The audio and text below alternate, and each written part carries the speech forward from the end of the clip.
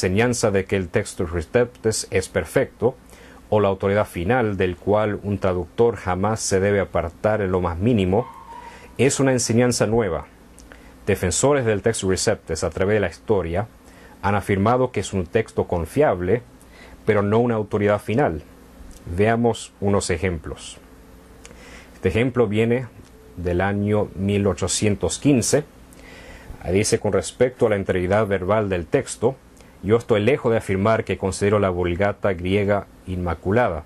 Ahora, la Vulgata griega aquí obviamente está hablando, si entiendo bien, acerca del Textus Receptus. Dice: al contrario, yo creo que puede ser inferido en la consistencia más estricta con la que ha sido avanzado hasta ahora, que la prueba bizantina puede poseer errores verbales, mientras el egipcio y ediciones de Palestina preservan la verdadera lectura. Mientras estos textos diferentes experimentaron revisión por manos separadas, es posible que el cuidado que fue implementado al quitar un defecto imaginario quizás podría haber creado un error positivo, y el error que así surgió quizás fue propagado por todas las copias que han descendido de la misma edición. Y aquí continúa la cita: yo aquí solo entro mi protesta contra la inferencia que estos errores podrían haber extendido a puntos importantes, o que la edición en la que ellos abundaron podría haber prevalecido para más que un periodo limitado y durante la operación de alguna causa poderosa contra el texto recibido, que prevaleció generalmente en el mundo cristiano como publicado por los apóstoles. Entonces, él es un defensor del texto recibido, pero también reconoce que no es perfecto, y ahí estaba explicando acerca de por qué hay diferencias entre manuscritos y también entre ediciones del texto griego. Aquí una cita de 1883, otra vez citando a John Burgon, un hombre altamente respetado. Él escribió: haga el Textus Receptus el estándar, desviándose de ello solo cuando consideraciones críticas o gramaticales muestran que es claramente necesario. Nosotros mismos no queremos decir nada más con eso. Una vez para siempre, solicitamos que sea comprendido claramente que por ningún medio no reclamamos perfección para el texto recibido.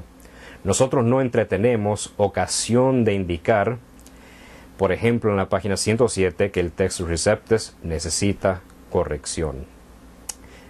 Otra cita del año 1891 por otro personaje de ese tiempo dijo: nadie reclama para el Textus Receptus o texto griego común del Nuevo Testamento ningún derecho sagrado, como si representaría la ipísima verba, escrito por hombres inspirados en cada caso. Por lo tanto, no se afirma estar sin necesidad de enmienda. Otra cita de 1896, otra vez John Burgon, en un libro que escribió junto con Edward Miller, o que Edward Miller acabó después que falleció John Burgon, si me acuerdo los detalles correctamente. Aquí dice: primeramente queremos que se entienda que no abogamos perfección en el Textus Receptus. Permitimos que aquí o allí requiera revisión.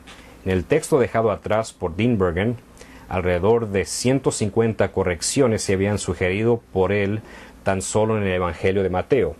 Lo que defendemos es el texto tradicional. Una cita del año 1924 por un autor escribiendo un libro en defensa de la Biblia King James en inglés. Él escribió: sobre tal estado de cosas, la pregunta presentada para decidir es esta: ¿nos afirmaremos con el texto recibido?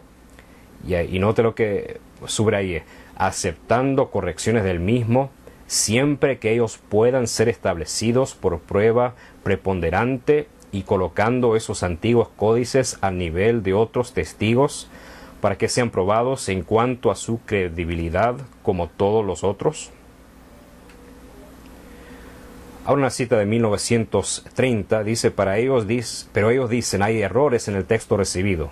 Sí, plenos y claros errores, como sus instrucciones informaron a los revisores.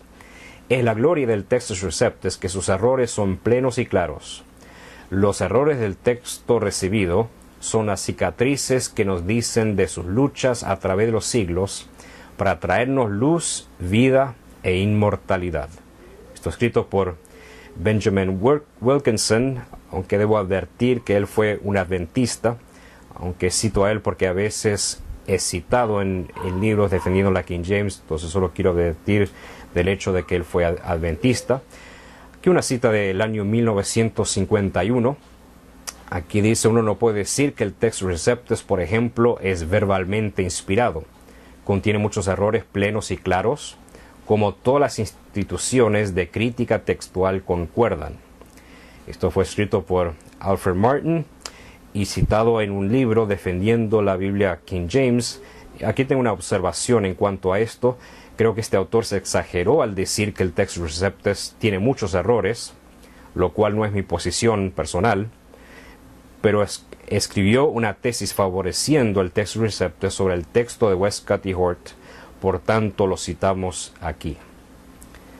Ahora una cita del año 1956, dice: la anterior inspección de lecturas no bizantinas del texto de la Reforma, o sea el Textus Receptus, confirma al cristiano consistente en su alta opinión de su valor.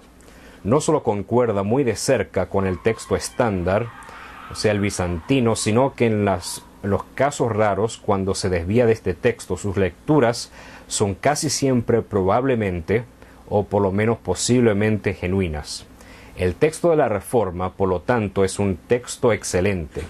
Los pocos errores obvios, el cual contiene, son solo imperfecciones menores que pueden ser corregidas fácilmente en notas marginales.